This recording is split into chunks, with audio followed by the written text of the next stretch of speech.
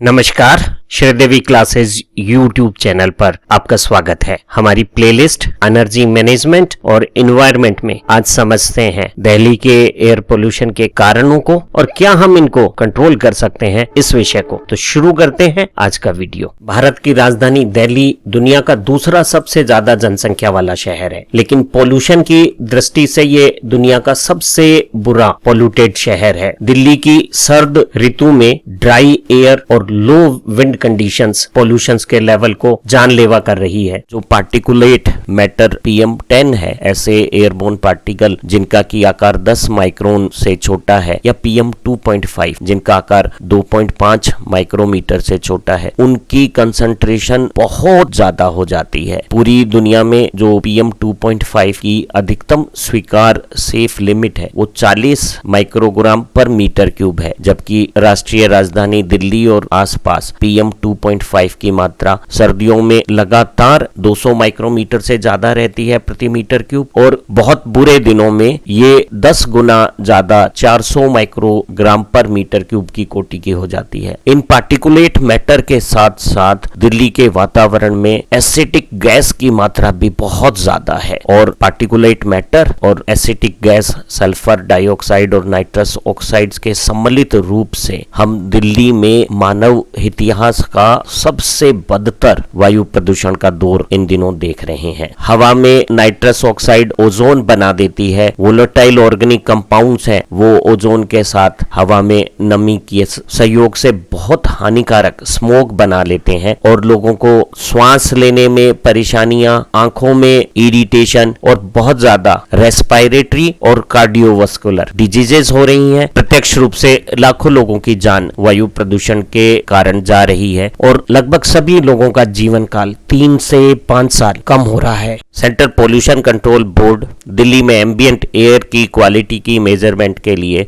Real time में 12 हानिकारक pollutants की मात्राओं का मेजरमेंट करता है, और इनके आधार पे हम एक सरल health impact parameter national air quality index AQI को परिभाषित करते हैं। और अगर AQI का मान 400 से ज्यादा होता है तो ये हेल्थ के लिहाज से सबसे खतरनाक सीवियरेस्ट कंडीशंस को बयां करता है। और अगर आप दिल्ली का सर्दियों में पॉल्यूटेंट्स का लेवल देखें तो जो पार्टिकुलेट मैटर हैं 2.5 माइक्रोमीटर और 10 माइक्रोमीटर, उनकी मात्रा माइक्रोग्राम में पर मीटर क्यूब जो 691 2.5 PM की और PM10 की 999 बहुत खतरनाक स्थितियां बता रहा है। जो PM2.5 की जो सेफ मैक्सिमम लिमिट है वो 40 माइक्रोग्राम पर मीटर क्यूब से ज्यादा नहीं होनी चाहिए, और आप देखिए कि ये 15 गुना ज्यादा है। वहीं हमारी जो एसिडिक गैसेज हैं उनकी मात्रा भी रिलेटिवली ज्यादा होने से हम नेशनल कैपिटल रीजन में दिल्ली और उसके अड़ोस पड़ोस में सभी जगह बहुत सीवियर हेल्थ इंपैक्ट्स इस पोल्यूशन के कारण नोटिस कर रहे हैं।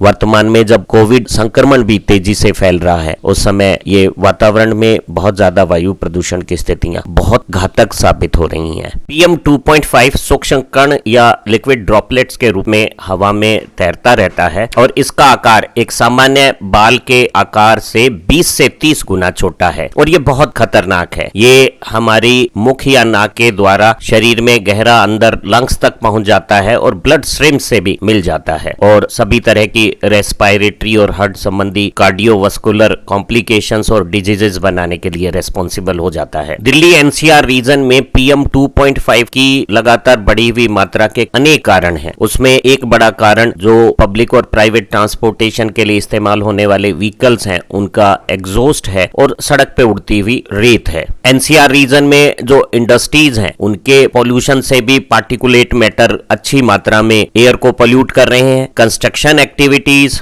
और दिल्ली राज्य में तो हमने पावर प्लांट्स को और डीजल जनरेटर सेट्स को बंद कर दिया है, लेकिन दिल्ली के आसपास जो पावर प्लांट्स और दूसरे डीजल जनरेटिंग सेट्स हैं उनसे भी PM2.5 का पॉल्यूशन दिल्ली के रीजन में आता है। और विंटर में दिवाली पर जो पटाखे जलाए जाते हैं वो, और जो NCR के आसपास धान की खेती से जो खेत में अवशेष है, कृषि अवशेष पराली, उसके जलाने से भी PM 2.5 की अमाउंट दिल्ली NCR रीजन में बहुत ज्यादा खतरनाक रूप से बढ़ जाती है। एसिटिक गैसें उसकी प्रेजेंस से पार्टिकुलर मैटर की जो इंक्रीज कंसंट्रेशन है वो ज्यादा सीवियर हेल्थ इंपैक्ट्स बनाती हैं। जो नाइट्रस ऑक्साइड्स हैं वो सभी प्रकार के फॉसिल फ्यूल के कंबशन से पैदा होता है और व्हीकुलर एग्जॉस्ट, इंडस्ट्रीज का पोल्यूशन, पावर प्लांट की एक्टिविटीज सभी नाइट्रस ऑक्साइड और सल्फर डाइऑक्साइड के एमिशंस को बढ़ाती है। वहीं फसलों के अवशेष का जलाना, फायर क्रैकर्स का जलाना और म्युनिसिपल वेस्ट का अनियंत्रित रूप से जलना नाइट्रस ऑक्साइड की मात्रा को डेंजरस बना रहा है। नाइट्रस ऑक्साइड्स वातावरण में एसिड रेन के कारण बन जाते हैं। एसिड की जो फ्यूम्स हैं वो नाइट्रस ऑक्साइड की उपस्थिति में ओजोन बनाती है और ground level ozone volatile organic compounds के साथ बहुत हानिकारक स्मोग और पेन के सेकेंडरी पोल्यूशंस के कारण बन जाती है और सभी मिलकर दिल्ली का जो वातावरण है वो बहुत ज्यादा खतरनाक बना रहे हैं। सोलर अल्ट्रावायलेट रेडिएशंस में वातावरण की जो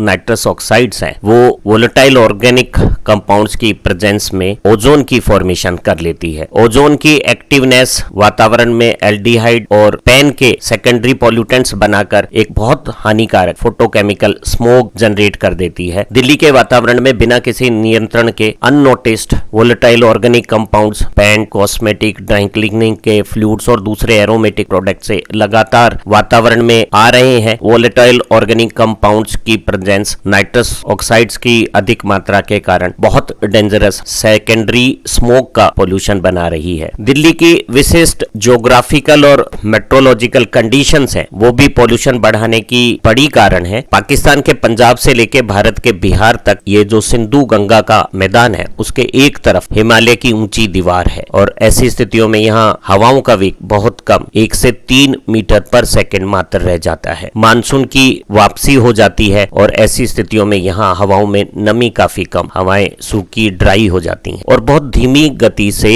उत्तर में पाकिस्तान के पंजाब से होते हुए भारत के पंजाब और हरियाणा से हवाएं दिल्ली की तरफ बहती है। वहीं पश्चिम से थार मरुस्थल की हवाएं भी दिल्ली की तरफ बहने लगती है। राजस्थान के मरुस्थली भाग से आने वाली ये हवाएं सूक्ष्म धूल के कण दिल्ली के वातावरण में ले आती हैं। ठंडी हवाएं ऊपर उठकर फैल नहीं पाती और दिल्ली के आसपास में ये particular matter acetic nitrous oxide की प्रेजेंस में ओजोन और वोलेटाइल ऑर्गेनिक कंपाउंड्स के साथ यहाँ दिल्ली के आसपास उत्तर प्रदेश के हिस्सों में स्मोक की फॉर्मेशन कर लेता है। उसी दौरान जो सितंबर और अक्टूबर में धान की फसल काटी जाती है और उसके अवशेष खेतों में ही दिल्ली के आसपास जला दिए जाते हैं और हवाओं के बहाव के साथ इस पराली की बर्निंग से भी जो सूक्ष्म कण और नाइट्रस ऑक्साइड्स है वो बहुत धीमे धीमे प्रवाहित होती हुई दिल्ली के आसपास के वातावरण में इकट्ठी होती चली जाती है। ठंडी हवाएं ऊपर उठने की बजाय नीचे रहती हैं, फैल नहीं पाती हैं, तो दिल्ली के आसपास एक बहुत खतरनाक पॉल्यूशन का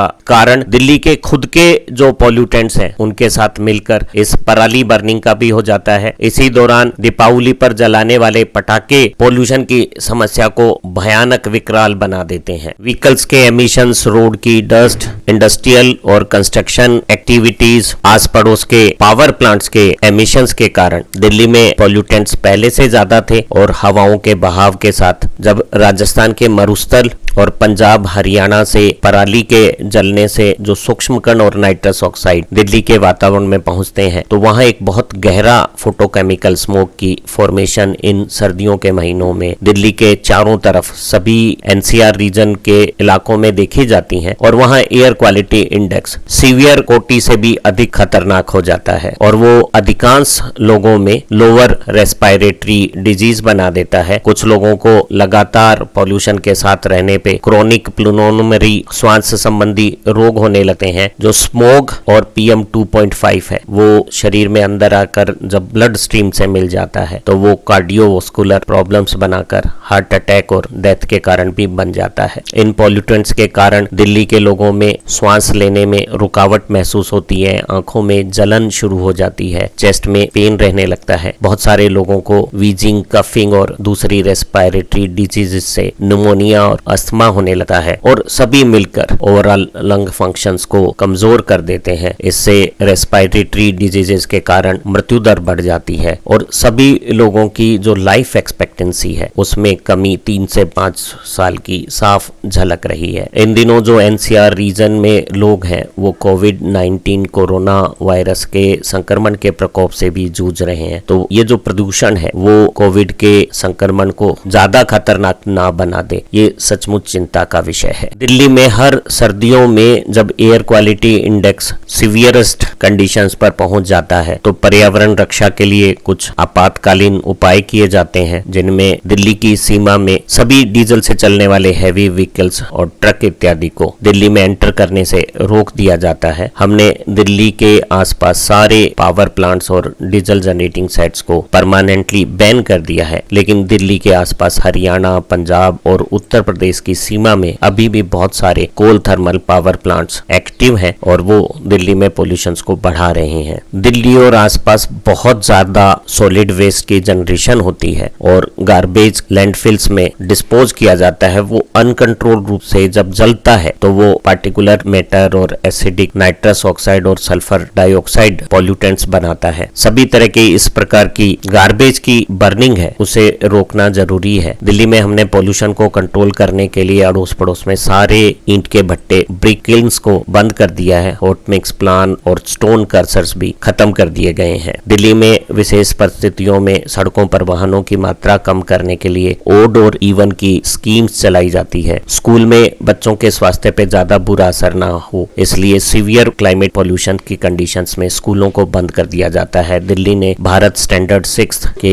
फ्यूल स्टैंडर्ड्स और व्हीकल को अडॉप्ट कर दिया है और इससे कुछ व्हीकुलर पॉल्यूशन डेफिनेटली कंट्रोल हुआ है, लेकिन आज भी हम मानव सभ्यता का सबसे खतरनाक एयर पॉल्यूशन दिल्ली और आसपास की इलाकों में देख रहे हैं। आज से 10 साल पहले दिल्ली से भी बदतर स्थिति चीन की राजधानी बीजिंग की थी, लेकिन बीजिंग ने एक इंटीग्रेटेड अप्रोच से लगातार सही दिशा में प्रयास करके एयर क्वालिटी को काफी हद तक इम्प्रूव किया है। पिछले दिनों भारत सरकार ने दिल्ली और एनसीआर के रीजन में एयर क्वालिटी को इम्प्रूव करने के लिए एक नए आयोग की गठन की घोषणा की है। इस आयोग का गठन होने पे इस आयोग द्वारा दिल्ली एनसीआर में पॉल्यूशंस को असेस करने, नियंत्रण करने और दूसरे प्रभावी कदम उठाने से उम्मीद है कि दिल्ली एनसीआर में एयर क्वालिटी इम्प्रूव होगी और लोगों के स्वास्थ्य पे जो पोल्यूशन के बुरे असर हो रहे हैं उन पर रोक लगेगी। ध्यान रहे, एयर पोल्यूशन को घटाने का अर्थ है ज्यादा